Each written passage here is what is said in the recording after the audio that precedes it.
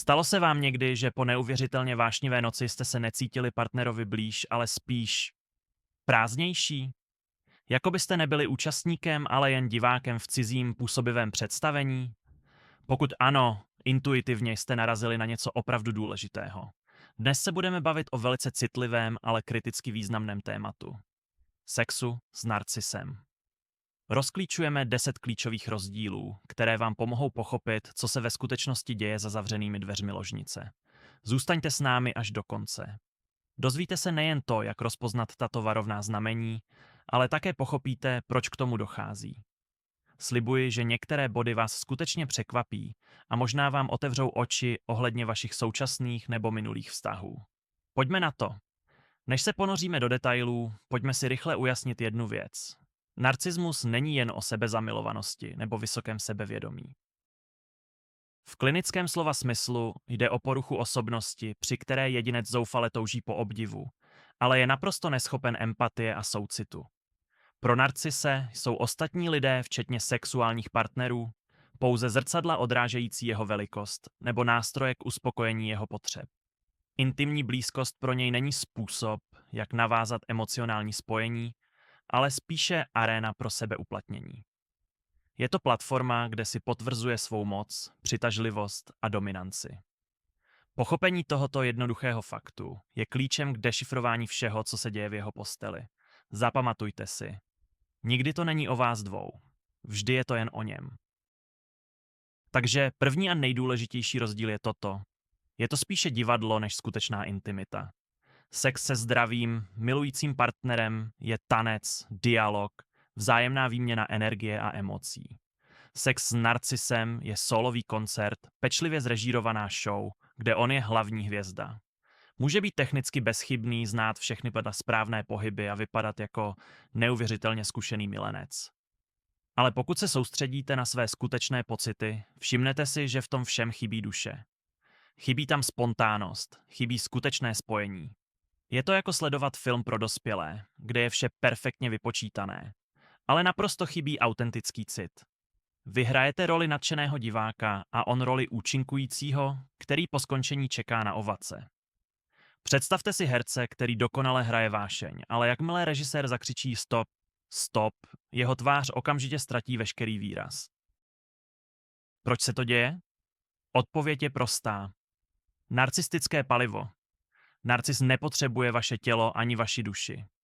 Potřebuje váš obdiv. Vaše reakce, vaše vzdechy, vaše nadšení, to vše je palivo pro jeho ego. Nejde mu o to, aby vám udělal radost kvůli vám samotným. Snaží se vás uspokojit jen proto, abyste mu potvrdili, jak je neuvěřitelný, neodolatelný a že je nejlepší milenec na světě. Vy v tomto schématu nejste partner, ale nástroj k měření jeho vlastní dokonalosti. Celý proces proto působí jako jakési divadelní představení. On se s vámi nespojuje, on před vámi vystupuje. A jakmile představení skončí a získá potlesk ve formě vašeho orgazmu či chvály, opona padá a herec odchází ze scény. Emocionální pouto jednoduše nepotřebuje a dokonce by mu i překáželo.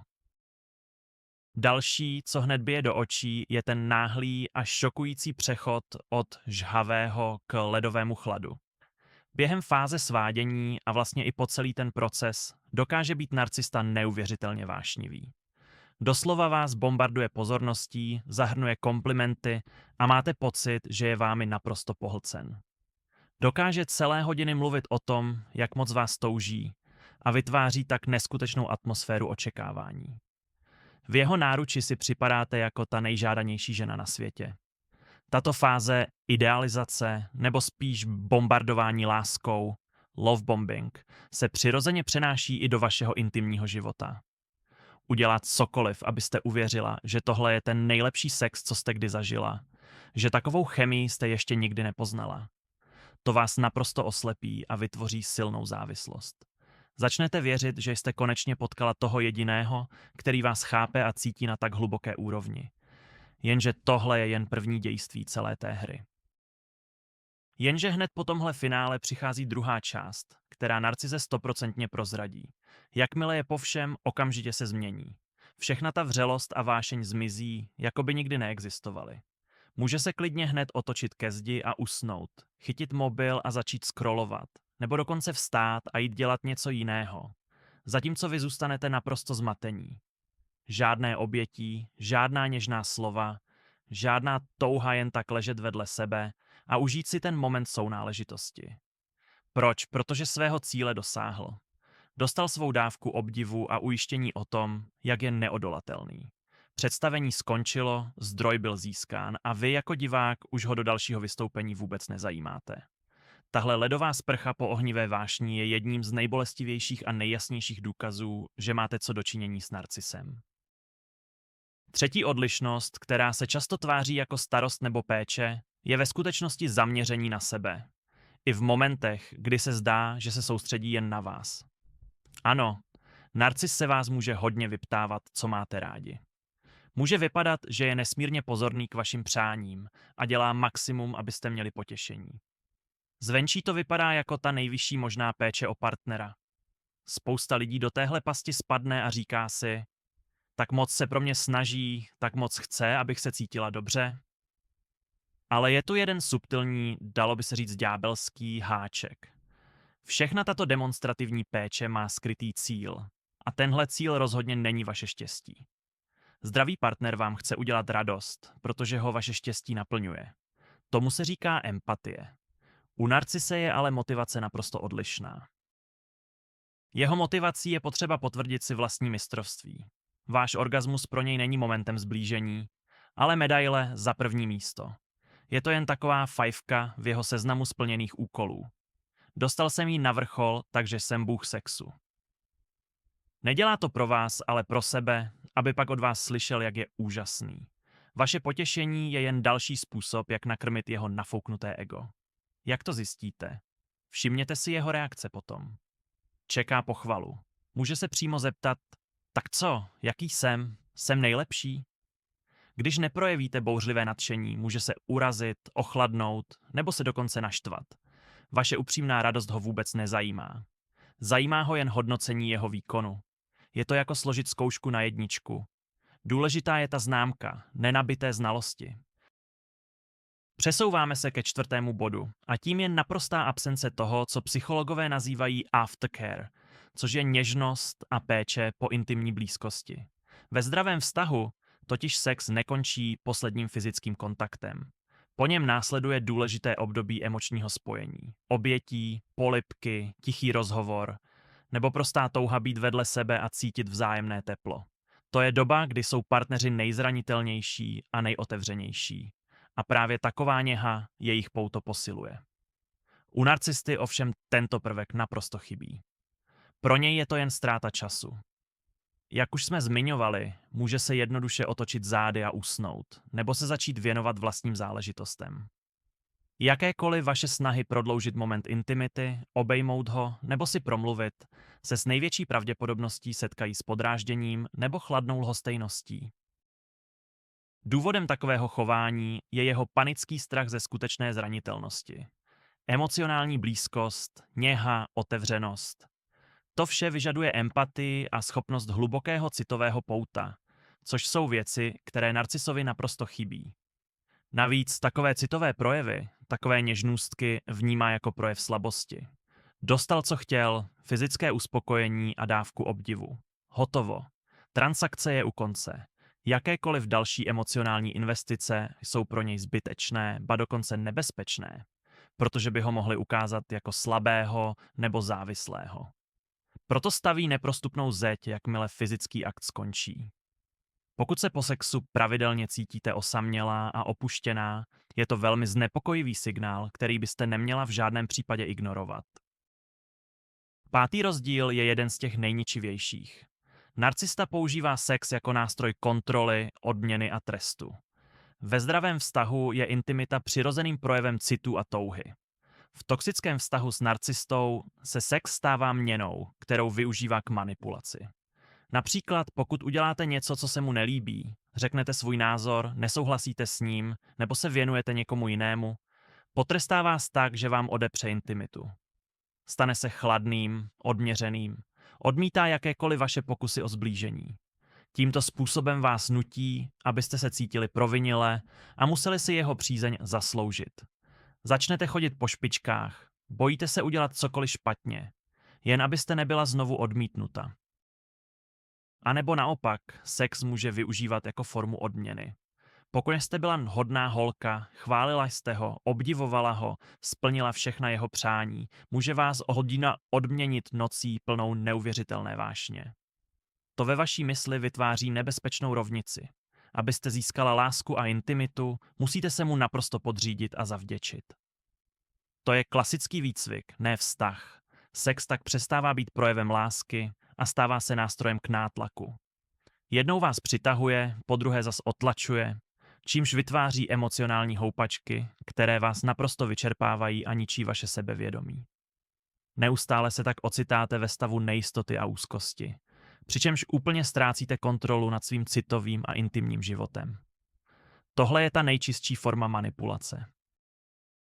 6. znak je náklonnost k riziku a neustálé systematické porušování vašich hranic. Narcisům se rychle všechno omrzí a neustále vyžadují nové, silnější stimuly, aby si udrželi své ego. V sexuálním životě se to projevuje jako věčné nutkání zkoušet něco nového, extrémního a někdy i vyloženě riskantního. Což je samo o sobě naprosto v pořádku, pokud s tím souhlasí oba partneři. Jenže problém s narcisem je ten, že vaše přání a vaše hranice pro něj nemají naprosto žádnou váhu. Bude na vás tlačit, přemlouvat vás, manipulovat pocitem viny, nebo vás dokonce obviní z puritánství, jen abyste kývli na něco, co je vám nepříjemné nebo nepřijatelné. Vaše ne nebere jako vaše právo, ale jako osobní urážku a zpochybnění jeho autority. Nezajímá ho vaše pohodlí, jde mu jen o to získat novou dávku adrenalinu a pocítit nad vámi kontrolu. Může vás tlačit do sexu ve třech, do nechráněného styku, do natáčení videí nebo do praktik, které považujete za ponižující. Odmítnutí se setká s hněvem nebo s chladnou uražeností. Toto je velmi nebezpečná vlastnost, protože neustálým narušováním vašich hranic v posteli je postupně rozkládá i ve všech ostatních sférách života. Ani si to neuvědomujete a začínáte souhlasit s věcmi, se kterými byste dříve nikdy nesouhlasili, čímž ztrácíte sami sebe i svůj pocit vlastní hodnoty. Pamatujte si, ve zdravém vztahu je vaše ne zákon, který nepodléhá diskusi. Ve vztahu s narcisem je vaše ne pouze začátkem smlouvání. 7. rozdíl je možná ten nejzákeřnější, protože přesně na něj všichni hned na začátku naletí. Jde o zrcadlení vašich fantazí. Na začátku vztahu se narcis promění v ideálního milence z vašich nejodvážnějších snů. Velmi vás pozorně poslouchá, vnímá všechny vaše náznaky, přání a tajné fantazie, o kterých jste se možná jen tak mimochodem zmínili. A pak se stane přesným stělesněním tohoto ideálu. Toužili jste po laskavém a smyslném partnerovi? Bude přesně takový. Chtěli jste hrubou vášeň a dominanci. Promění se v nejvášnivějšího macha. On vás doslova proskenuje a zrcadlí vaše nejskrytější touhy. Tím vytváří iluzi, že jste našli svou spřízněnou duši. Člověka, který vám rozumí i beze slov. Je ale důležité si uvědomit, tohle není skutečná kompatibilita, ale chladný a vypočítavý marketing. On nezdílí vaše fantazie, on je jen využívá, aby si vás co nejrychleji připoutal. To je ta nejúčinnější návnada. Vytvoří obraz, do kterého se zamilujete. A jakmile ucítí, že jste na háčku, maska padá. Ideální milenec najednou zmizí a na jeho místě se objeví chladný, sobecký a náročný člověk. A vy zůstanete v naprostém zmatku.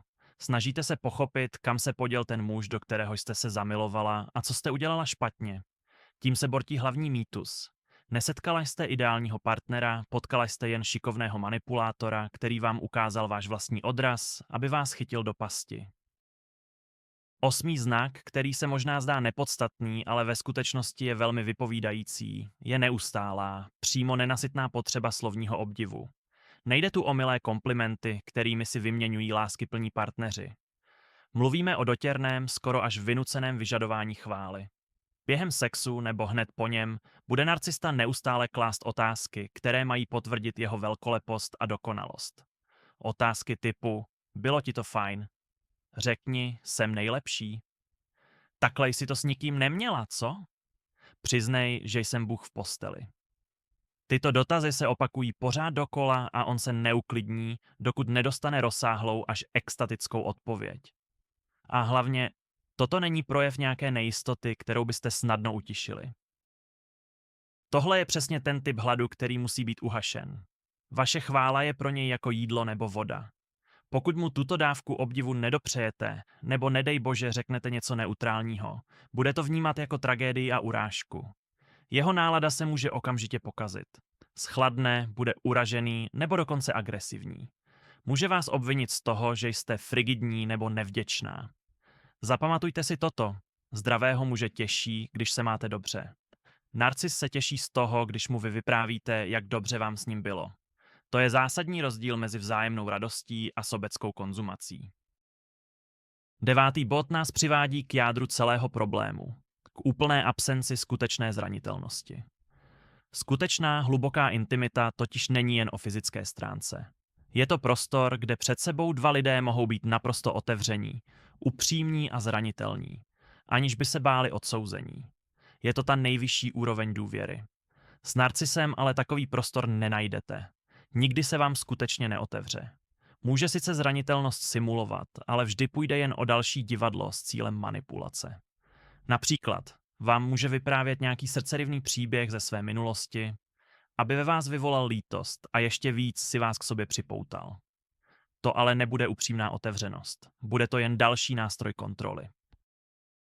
Panicky se bojí ukázat své pravé já, své slabosti a nedokonalosti, protože uvnitř cítí jen obrovskou prázdnotu a stud.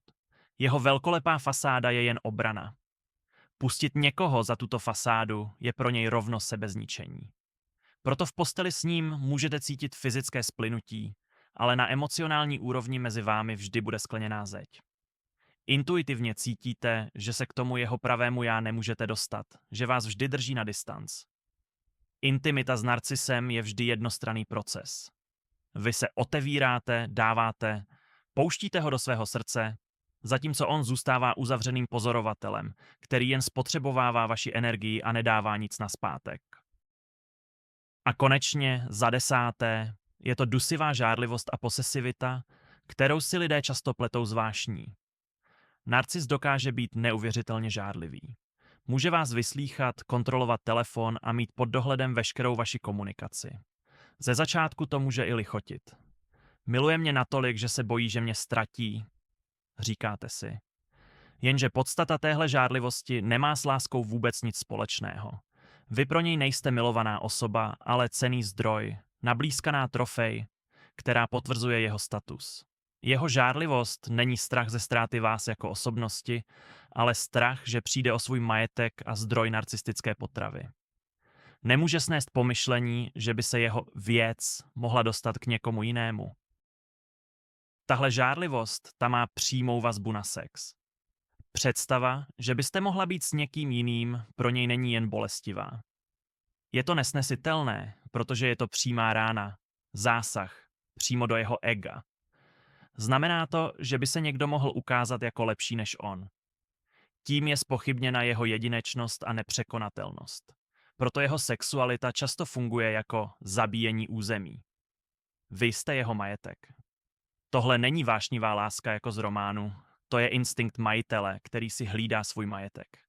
Taková láska vám nedá svobodu ani vzduch. Zavírá vás do zlaté klece, kde musíte patřit jen jemu, odrážet jeho světlo a neustále živit to jeho nenasytné ego. Takže pojďme si to shrnout. Co vlastně vidíme, když teď poskládáme všech těch 10 dílků do uceleného obrazu? Sex s narcisem není tanec dvou, je to spíše sólový koncert s jediným divákem. Je to divadlo, kde je vášeň jen opulentní kulisou a vaše potěšení není cíl, ale pouze potlesk, který od vás očekává. Nejdůležitější a možná i šokující závěr zní takto. To nejintimnější, co by nás mělo zbližovat, dokáže narcis proměnit v nástroj sebeujištění, absolutní kontroly a spotřeby cizích zdrojů. On se s vámi nemiluje. On pohlcuje vaši energii, váš čas a váš obdiv. Je nesmírně důležité si uvědomit. Pokud jste se v tomto popisu poznali, chyba není ve vás. nejste rozbití, nejste málo dobří a neděláte něco špatně. Jen jste narazili na někoho, kdo prostě není schopen skutečné, hluboké a vzájemné intimity. Děkuji, že jste tohle náročné, ale nesmírně důležité video dokoukali až do konce. Jestli pro vás bylo v něčem přínosné, prosím dejte nám like a přihlaste se k odběru, abyste nepřišli o další rozbory složitých témat ve vztazích. A teď otázka pro vás. Setkali jste se už někdy s podobným chováním ve vztahu? Podělte se o svůj příběh v komentářích, pokud je vám to příjemné. Pojďme se vzájemně podpořit.